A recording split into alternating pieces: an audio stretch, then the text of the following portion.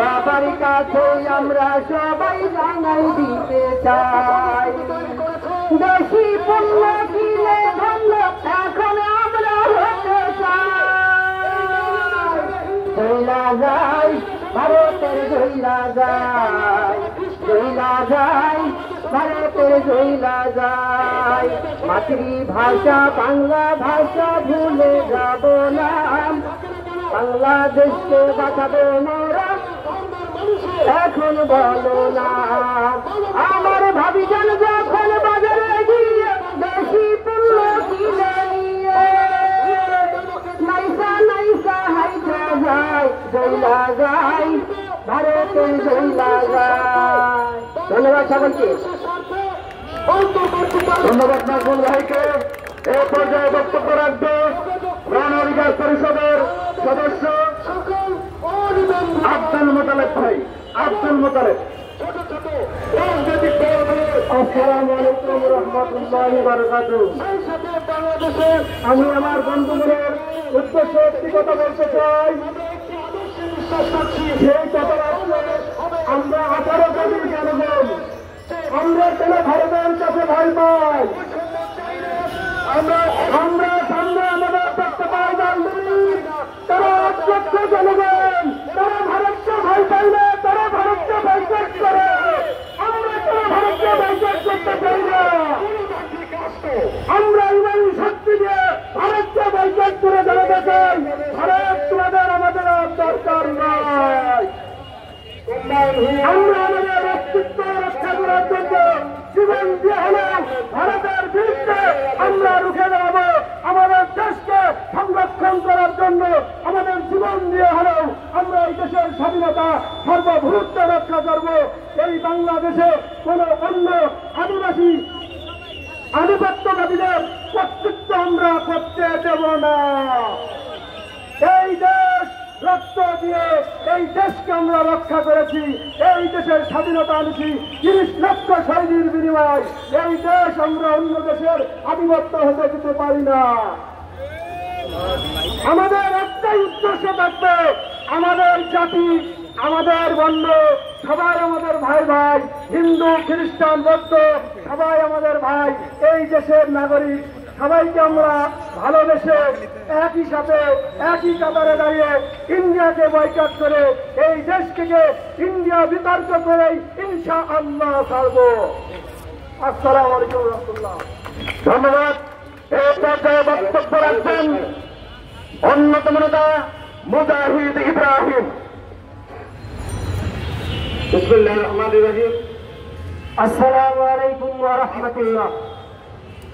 ভারতীয় আগ্রাসনের বিরুদ্ধে গণ অধিকার পরিষদ আয়োজিত আজকের এই প্রতিবাদ সভা ও মিছিলে সাবেক 2 বারের জাতির বিবেক সাংবাদিক বন্ধুগণ, আপনাদের মাধ্যমে একটি কথা বলবো। আপনারা ভারতকে স্পষ্টভাবে জানিয়ে দেবেন যে বাংলাদেশের জনগণ তোমাদের দাসত্ব করবে না, তোমাদের দাসত্বের পিছনে কখনোই ছিল না। আজকে ভারত যেই বাংলাদেশ নিয়ে যেই আগ্রাসন চালাচ্ছে এটা বড় বোকামি করতেছে, কিন্তু এই ভারতীয় আগ্রাসন কি ভারত করতেছে? না, এটা ভারত করতেছে না। এটা 5ই আগস্ট সদ্য বাংলাদেশ থেকে পলায়নকৃত রিফিউজি রোহিঙ্গা মাদারাত মাফিয়া ফ্যাসিস্ট হাসিনা তার বিবেককে দিয়ে এই ধরনের উস্কানি বাংলাদেশকে দেওয়াচ্ছে।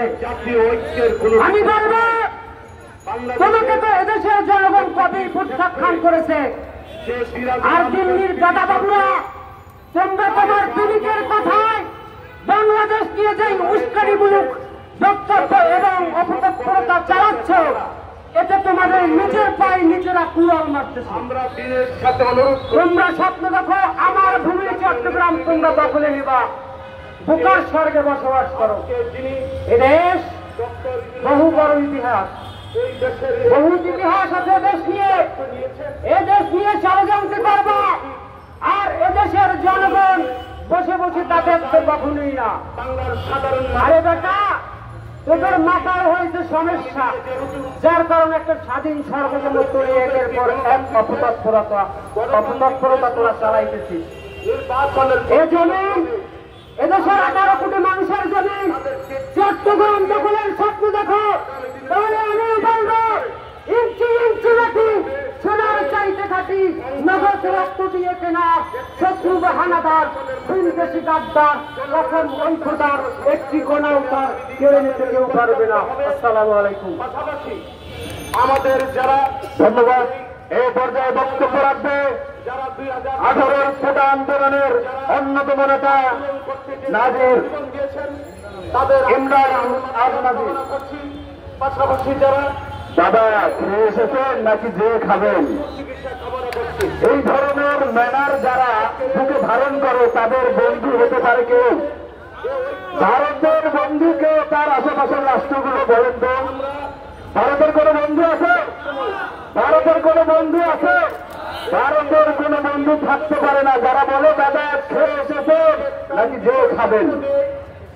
আমরা তো শেখ হাসিনাকে বাংলাদেশ থেকে তাড়িয়ে দিয়েছি, তাহলে আপনারা কিভাবে চট্টগ্রামকে যৌতুক হিসেবে দাবি করেন? শেখ হাসিনা তো আমাদের মেয়ে না, যে বিয়ে দিয়েছি, আপনারা চট্টগ্রামকে যৌতুক হিসেবে দাবি করতে পারেন। চট্টগ্রাম রংপুর খুলনাকে আপনাদের মিডিয়া যেভাবে দাবি করে, এটা তো মনে হচ্ছে শেখ হাসিনা আমাদের মেয়ে, আমরা বিয়ে দিয়েছি, এখন যৌতুক হিসেবে দাবি করো। আরে ভাই, যৌতুক হিসেবে যদি দাবি করো তাহলে ব্রাহ্মণবাড়িয়াকে দাবি করো।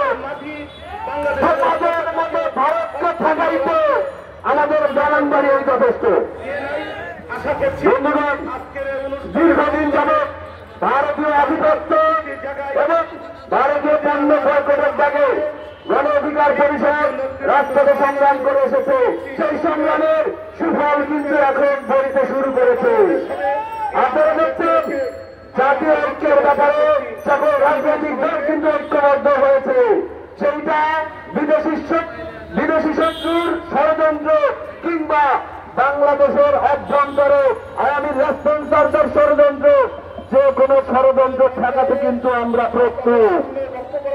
তাই আমরা বলবো, আপনারা চট্টগ্রাম দখল করার নাম ভুলেও নেন না, আপনারা ব্রাহ্মণবাড়িয়া দখল করার দায়িত্ব নেন। আমরা দেখি কতদূর আগাইতে পারেন। ধন্যবাদ সবাইকে।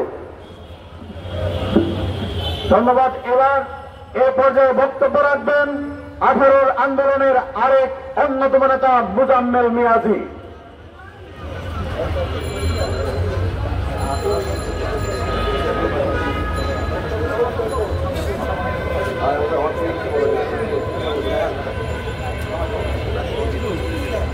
দেশটি সম্প্রীতির বাংলাদেশ। এই বাংলাদেশে কোন সাম্প্রদায়িক গোষ্ঠী হয়নি। মনে রাখতে হবে, যে দেশটি বাংলাদেশকে নিয়ে কোন প্রকার ষড়যন্ত্র করবে,